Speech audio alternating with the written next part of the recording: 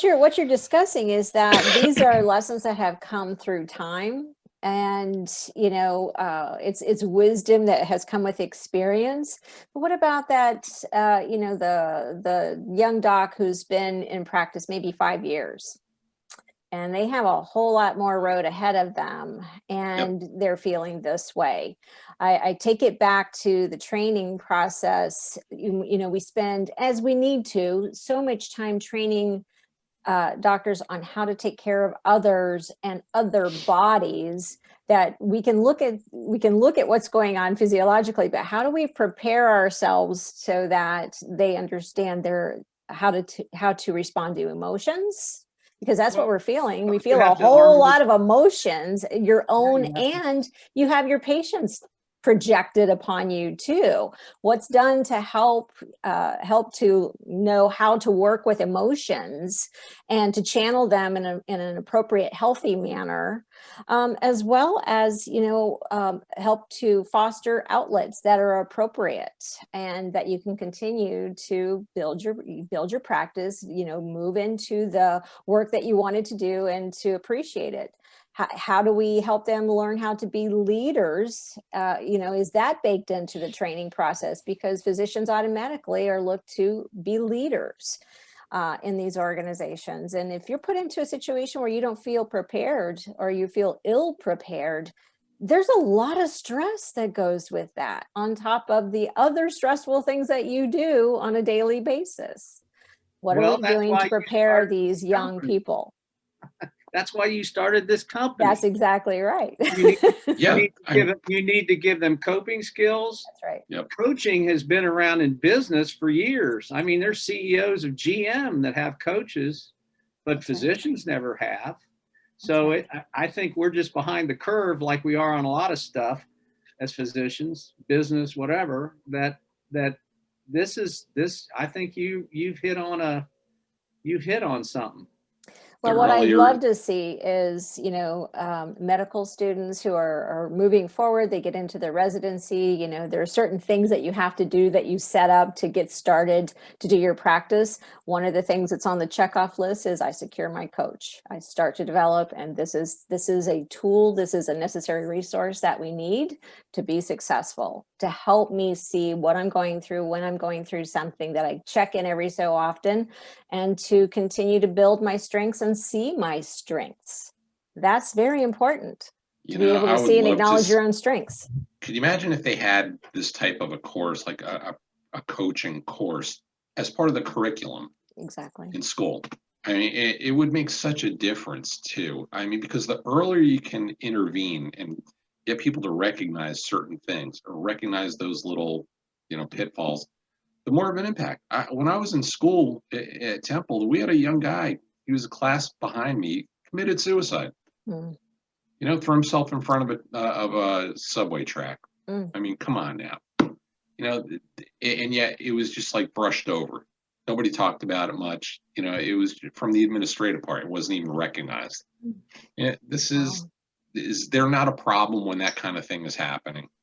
It's huge. I mean, the statistic I read most recently, I wanted to see if it had changed, and sadly it hasn't. And again, I'm scared to see the statistics once we're a little further out from COVID, but on average, one physician in the US commits suicide every single day. And that's just unacceptable to me. Completely. The profession is failing them. It's not that they're failing themselves or failing their profession. There's something wrong, and something has to change if that's the case. And I bet you the statistic is actually much higher, because how many times, because of the stigma, does that diagnosis or that etiology get swept under the rug? Because people don't want others to know how their loved one passed or why their loved one passed. Right. The example that you shared, Des, it's actually very profound. You shared that someone was distraught enough to take their life, but the organization's administration, I'm not sure, was it in school? I think you said it was in school. They glossed over it, didn't acknowledge it. So that actually is demonstrating a lack of understanding to deal with the emotion that the individual is going through, and the emotion that collectively the student body had, as well as the effect of the emotion that was going through the organization, and how do we deal with our own as well as deal with those that have been charged in our care. So it's a huge example of the need and the lack of resource to support. It just seems such, just talking about it now too, I think back and it just seems like such a contrast to, are we trying to turn out great physicians, or are we just, no, they didn't care. I would call them out right now, because, there are a lot of people who I went to school with are probably still angry with the experience that we endured going through school.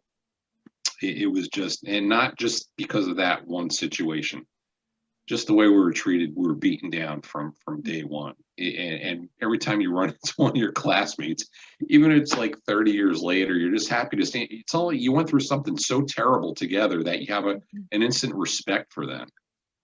As crazy as that sounds. Well, think about that, Randy, you would go to this. I mean, when they went to the so-called 80-hour work week for training, and out of my 7 years training, I had 4 of them that were every other night where I never saw squat. And I thought, well, how the heck do you learn if you cut them back to 80-hour weeks? Because we learned most of our stuff when there was no sun in the sky. Yeah.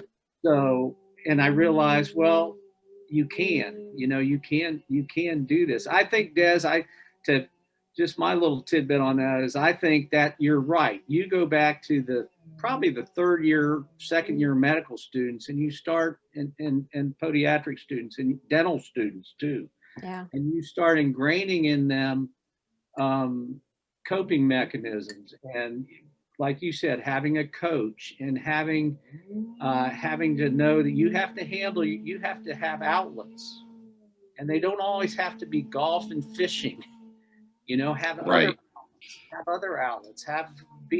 Write a journal, like you said, paint a picture, even if you stink, whatever it is, but get some, but teach them from the get-go that you will need to have these mechanisms to deal with life. You could call it life coaching in the 3rd year of school or 2nd year or whatever. But I agree with you. You got to start at the get-go. Yeah.